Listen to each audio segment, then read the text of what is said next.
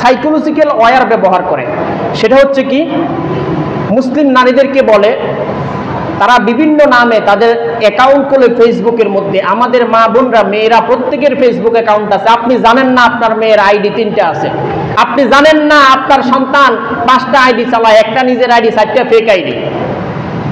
ওই আইডিগুলোতে তারা নক করে, সেন্টিমেন্টালি তাদেরকে আঘাত করে, সাইকোলজিক্যালি আঘাত করে, যে বলে যে আমি বোন, আমি তো মুসলমান হতে চাই তোমার মাধ্যমে। তো যে মা বোনরা শুনছেন, আপনাকে যদি কেউ বলে আমি মুসলিম হতে চাই, আপনি বলবেন যে স্থানীয় ইমাম সাহেব, খতিব সাহেবের সাথে যোগাযোগ করার জন্য, কিংবা ওইখানে স্থানীয় কোনো শিক্ষা প্রতিষ্ঠান দেখিয়ে দিবেন সেখানে দেখা করার জন্য।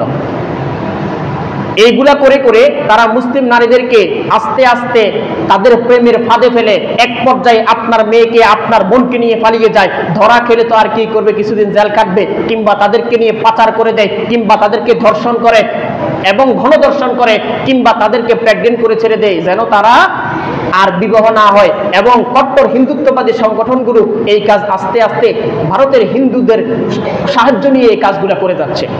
তাদের উদ্দেশ্য, তারা মনে করে যে এই কাজগুলো করলে তাদের পাপ মোচন হবে এবং 7টা মন্দির বানাইলে যে সওয়াব, ওই সওয়াব তাদের আমল নামায় হবে, তারা মনে করে।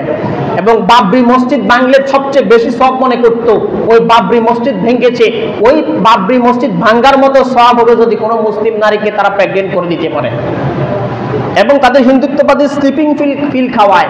যেই সকল নারীরা তাদের ট্র্যাপে পড়ে যায়, তাদেরকে নিয়ে কোথাও ঘুরতে যায়, কিংবা ঘুরতে যায়, যাওয়ার পর সেখানে তাদেরকে একটা ট্যাবলেট খাওয়ায়, বিভিন্ন পানীয় ড্রিঙ্কিং জাতীয় জিনিসের সাথে, জুসের সাথে খাইয়ে তাদেরকে ধর্ষণ করে, তাদের সাথে খারাপ কাজ করে এবং সেগুলো ভিডিও রেকর্ড করে।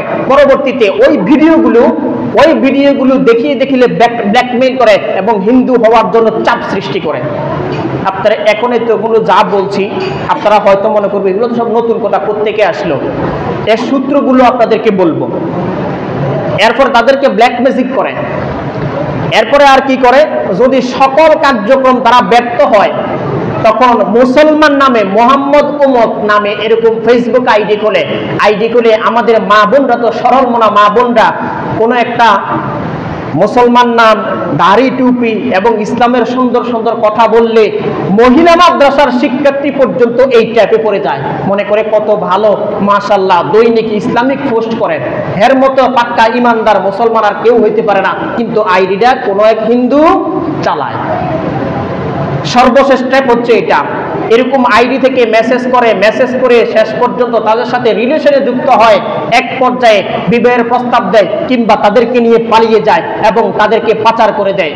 যদি তাদেরকে পাচারই না করে, যমুনা নিউজ, এই নিউজের মধ্যে 64,000 নারী কিভাবে ভারতের পতিতালয়ে বিক্রি হয়েছে।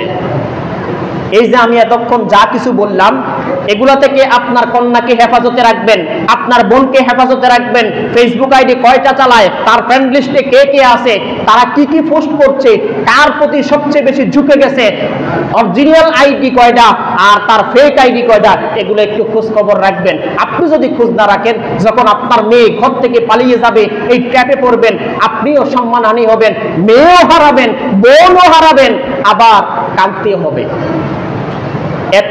এই বিষয়ে আরো তথ্য পেতে হলে নিচে যে লিঙ্ক দেওয়া আছে, সেভ আওয়ার সিস্টার্স অফিসিয়াল একটা পেজ আছে, এই পেজে আপনারা ঢুকে সবকিছু দেখতে পারবেন।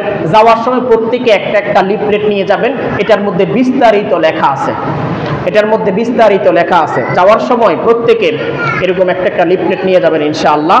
পড়ে নিজে পড়বেন, বাড়িতে পরিবারকে পড়ে শোনাবেন, কিভাবে ট্যাপ করে যেন মা বোনরা সতর্ক হতে পারে। ফেসবুক চালাবে, কিছুই করার নাই, তবে যেন সতর্ক হতে পারে।